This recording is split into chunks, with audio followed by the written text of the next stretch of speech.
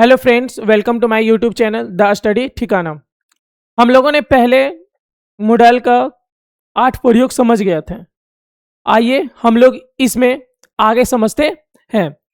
Model जैसे अगर आप पहले नहीं देखें उन वीडियो को, पहले उनको देखें, फिर आइए इन सब मॉडल्स को, बचे हुए मॉडल्स को समझते हैं। हम लोग पहले मॉडल जब हम लोग पढ़े थे तो सबसे पहले मॉडल का स्ट्रक्चर लिखते हैं हम लोग। Subject plus modal plus V1 plus object. हर बार हम बोले थे कि मॉडल पढ़ने हैं तो सबसे पहले स्ट्रक्चर याद रखिए और एक एक करके समझते हैं। ठीक है, आइए मॉडल हम लोग उसमें पढ़ने के बाद एक न्यू मॉडल हम लोग आज पढ़ते हैं। आज पढ़ते हैं हम लोग उड।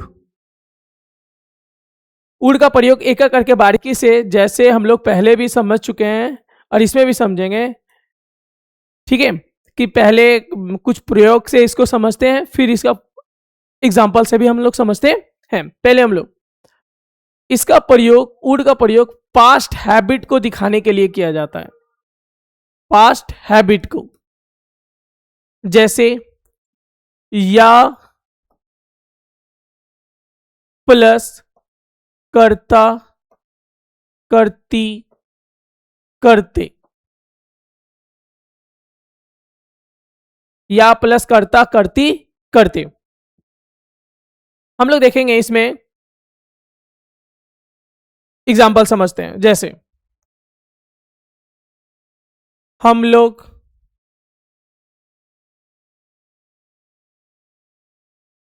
वहां जाया करते। ध्यान से देखिएगा कि इसमें बीती हुई बातें का जो एक समय में था, जो कार्य करते थे, अभी कार्य नहीं कर रहे हैं। वी वुड, स्ट्रक्चर के अनुसार subject plus modal plus V1, go, वहां का स्पेलिंग क्या हो गया, there. We would go there. आइए और एग्जांपल लें और समझें।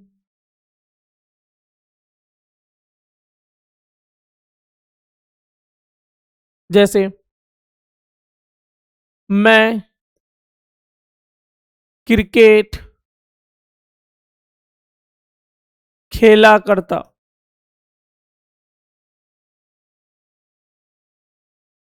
I would play cricket. आप भी इसी तरह जितना एग्जाम्पल लेंगे उतना आसानी से आप बनाने की कोशिश कीजिए, फिर आप समझेंगे। अगेन एंड अगेन लीजिए, फिर बनाइए, आप और अच्छे से समझेंगे। पास्ट हैबिट समझा दिए, ऐसी आदत जो बीते हुए समय में, जैसे आपके पापा दौड़ा करते, अभी तो दौड़ते नहीं। हमारे दादाजी गाना गाया करते, अभी तो गाते नहीं। तो एक ऐसे समय में, जो बीते हुए समय में आदत थी, उसको दिखाने के लिए हम लोग उड का प्रयोग करते हैं। आइए उड का दूसरा प्रयोग समझते हैं। उड का दूसरा प्रयोग समझने के लिए एकदम ध्यान से देखिएगा। इसका एक स्ट्रक्चर होता है, सब्जेक्ट प्लस उड। इधर ध्यान दीजिएगा ठीक से।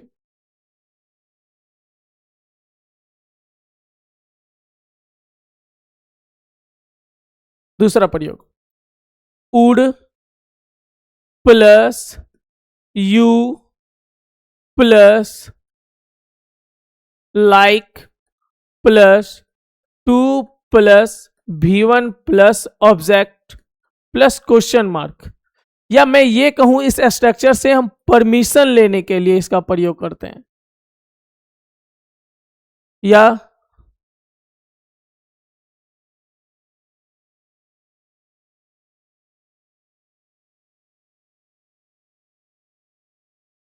रिक्वेस्ट के लिए।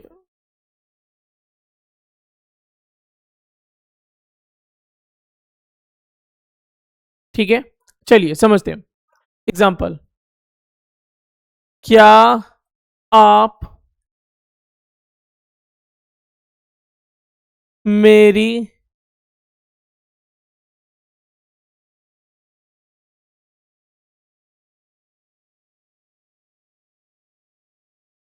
मदद करना पसंद करेंगे। Would you like to help me. आप लोग भी इसी तरह हाथों से लिखेंगे और तभी समझ में आएगा। बार बार एग्जाम्पल हाथ से लिखिए, तब आपको और अच्छे से समझ में आएंगे। चलिए next.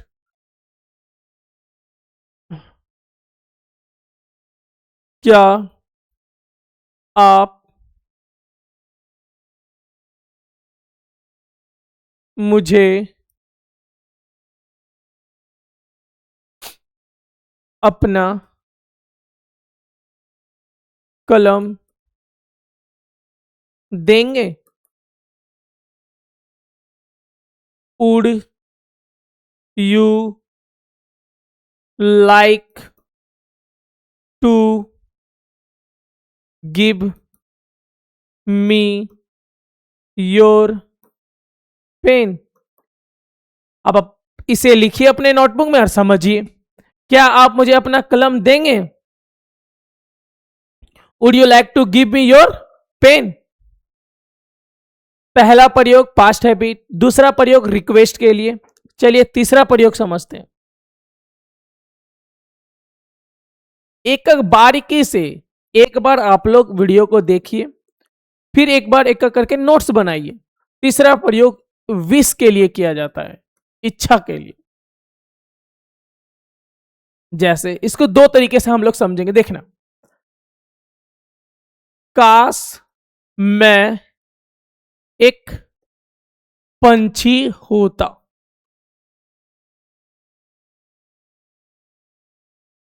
Would that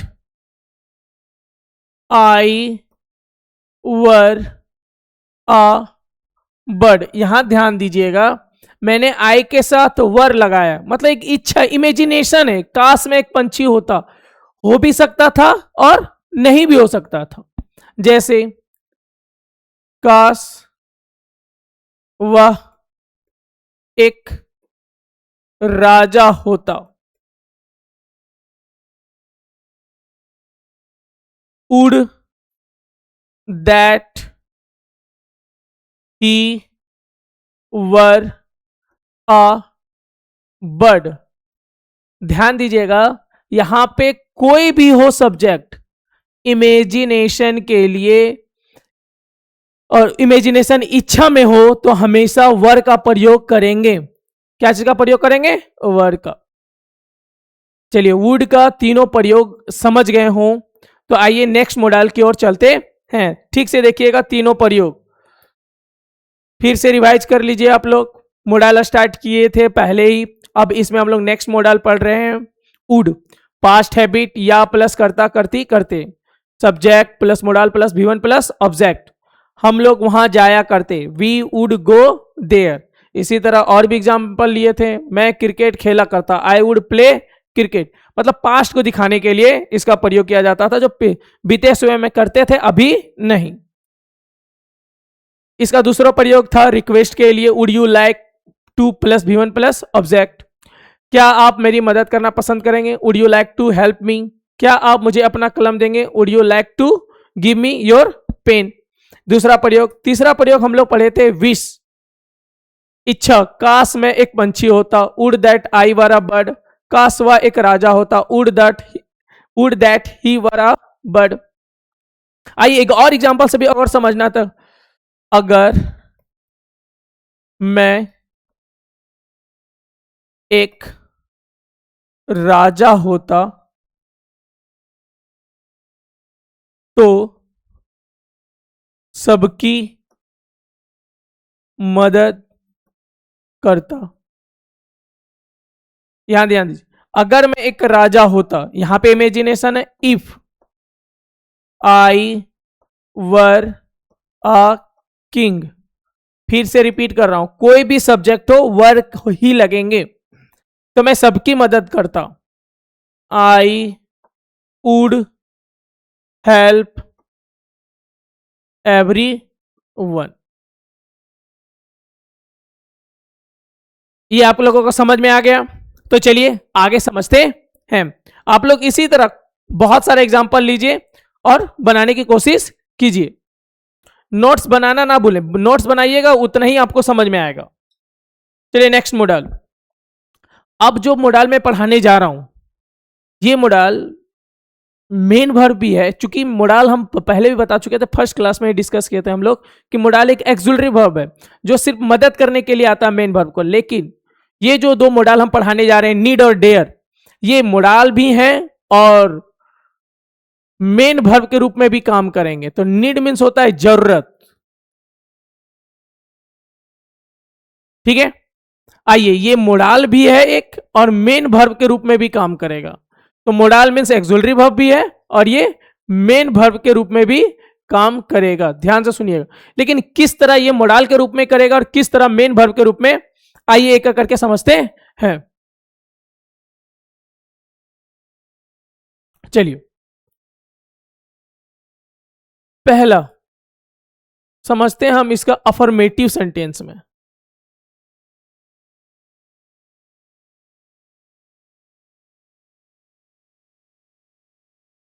affirmative sentence में ये सिर्फ और सिर्फ मेन वर्ब के रूप में काम करेगा, इसका मोडाल के रूप में काम नहीं करेगा। देखिए एकदम ध्यान से देखिएगा।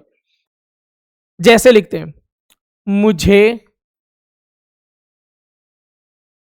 किताब की जरूरत है। किताब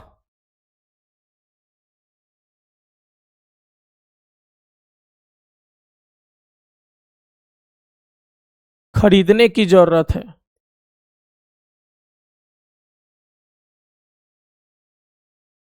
अगर हम इसको मोडाल के रूप में बनाएंगे तो ये गलत हो जाएगा। जैसे देखिए, आई जरूरत, I need buy a pen, ये गलत हो जाएगा। ये मोडाल के रूप में कार्य ही नहीं करेगा, तो इसका मेन वर्ब के रूप में ही काम करेगा। और जब मेन वर्ब आते हैं तो दो वर्ब को जोड़ने के लिए बीच में टू का प्रयोग करते हैं। I need to buy a pen, तो ये मोडाल के रूप में कार्य नहीं कर सकता है। किस रूप में काम करेगा? मेन वर्ब के रूप में। चलिए इसी तरह और एग्जांपल लीजिए और समझिए। इसका नेगेटिव में समझते हैं। नेगेटिव सेंटेंस, नेगेटिव सेंटेंस में नीड का प्रयोग कैसे करते हैं, ध्यान से देखिएगा। इसमें दोनों तरीके से प्रयोग किया जा सकता है, मेन वर्ब के रूप में भी और मोडाल वर्ब के रूप में भी। ठीक है, ध्यान से देखिएगा। जैसे मुझे वहां जाने की जरूरत नहीं है। जरूरत नहीं है। I need not go there, ये देखिए मोडाल हो गया, ये भी राइट है। आई, अगर हम मेन वर्ब के रूप में देखें तो मेन वर्ब क्या होता है? ता है ती है, सिंपल प्रेजेंट टेंस या प्रेजेंट इंडिफिनिट टेंस जिसे कहते हैं। तो ता है ती में नेगेटिव बनाने के लिए क्या लगाते हैं? डू। डू नॉट नीड, जब इसको मेन वर्ब बनाए तो बाद में दो वर्ब को जोड़ने के लिए क्या लगाएंगे? To. I do not need to go there, ये मेन वर्ब हो गया, ये भी राइट है। ठीक से देखिएगा, मुझे वहां जाने की जरूरत नहीं है। I did not go there, modal हो गया, क्योंकि सब्जेक्ट प्लस मोडाल अगर नेगेटिव में आता है तो डायरेक्ट मोडाल के बाद नेगेटिव लगा देंगे। और ध्यान से मेन वर्ब में, मेन वर्ब है तो ता है ती है, तो I do not need to go there, negative. फिर इसी तरह इंट्रोगेटिव में भी दोनों तरीके से प्रयोग करेंगे। इंट्रोगेटिव सेंटेंस में भी इसी तरह प्रयोग करेंगे। ये दोनों होगा, मेन वर्ब भी होगा और मोडाल भी होगा। तो मोडाल भी होगा और मेन वर्ब भी होगा। दोनों तरीके से प्रयोग करेंगे। जैसे देखिएगा, क्या तुम्हें सीखने की जरूरत है?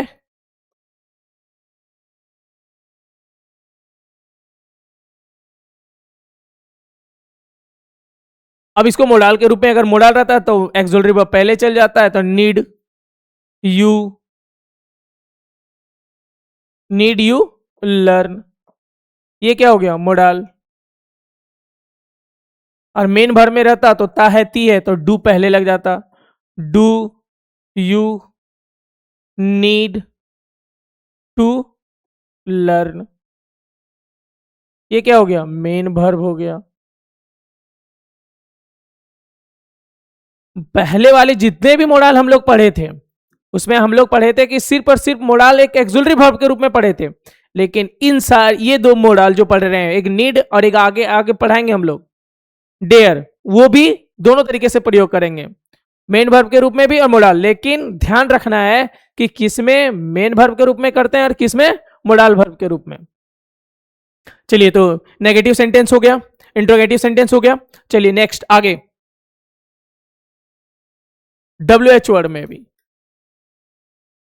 WH वर्ड इसमें भी मोडाल के रूप में प्रयोग करेंगे और मेन वर्ब के रूप में भी। जैसे Suresh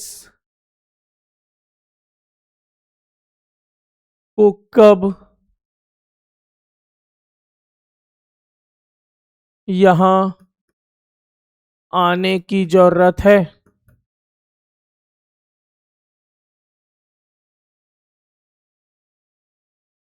When need Suresh come here, ये तो हो गया subject verb, modal auxiliary verb आ गया तो मोडाल हो गया। अब आइए मेन वर्ब के रूप में। अब मेन वर्ब में ता है ती है, तो सुरेश के साथ डज का प्रयोग होता है, does Suresh come sorry need to come here, ये क्या हो गया मेन वर्ब के रूप में, एम वर्ब। इसी तरह WH नेगेटिव और इंट्रोगेटिव नेगेटिव में भी इसी तरह प्रयोग करते हैं। तो हम लोगों ने देखा कि नीड में सिर्फ अफर्मेटिव में ही ये काम नहीं करता है मोडाल के रूप में, बाकी सारे में चाहे नेगेटिव हो, चाहे इंट्रोगेटिव हो, चाहे WH वर्ड हो, ये मोडाल के रूप में भी कार्य करता है और मेन वर्ब के रूप में भी कार्य करता है। इसी तरह हम लोग डेयर का प्रयोग भी समझते हैं, डेयर का प्रयोग तुरंत एक बार में समझ जाएंगे। इसी तरह आप लोग लिखिए डेयर, डेयर मीन्स हिम्मत, डेयर मीन्स हिम्मत। और इसी तरह सिर्फ अफर्मेटिव में डेयर भी मेन वर्ब के रूप में कार्य करेगा और मोडाल के रूप में काम करेगा।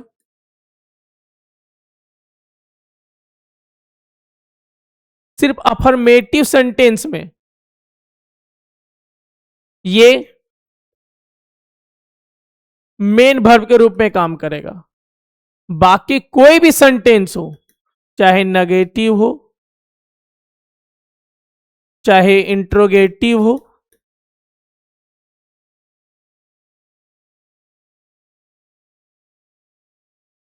चाहे WH वर्ड हो, सब में ये मेन वर्ब भी रहेगा और मोडाल भी रहेगा, मेन वर्ब भी रहेगा और मोडाल भी रहेगा, मेन वर्ब भी रहेगा और मोडाल भी रहेगा। आप लोग इसे एक एक एग्जाम्पल नीचे कमेंट सेक्शन में लिखें ताकि आप लोग को और अच्छे से समझ में आए। अब हम लोग देख चुके थे कि पहले वीडियो और दूसरे वीडियो में, ये तीसरा वीडियो है मोडाल का, तो जिसमें हम लोग वुड और नीड और डेयर समझे। अब बच गया सेल और विल। सेल और विल जैसे पहले भी हम लोग डिस्कस कर चुके थे कि मोडाल 13 होते हैं।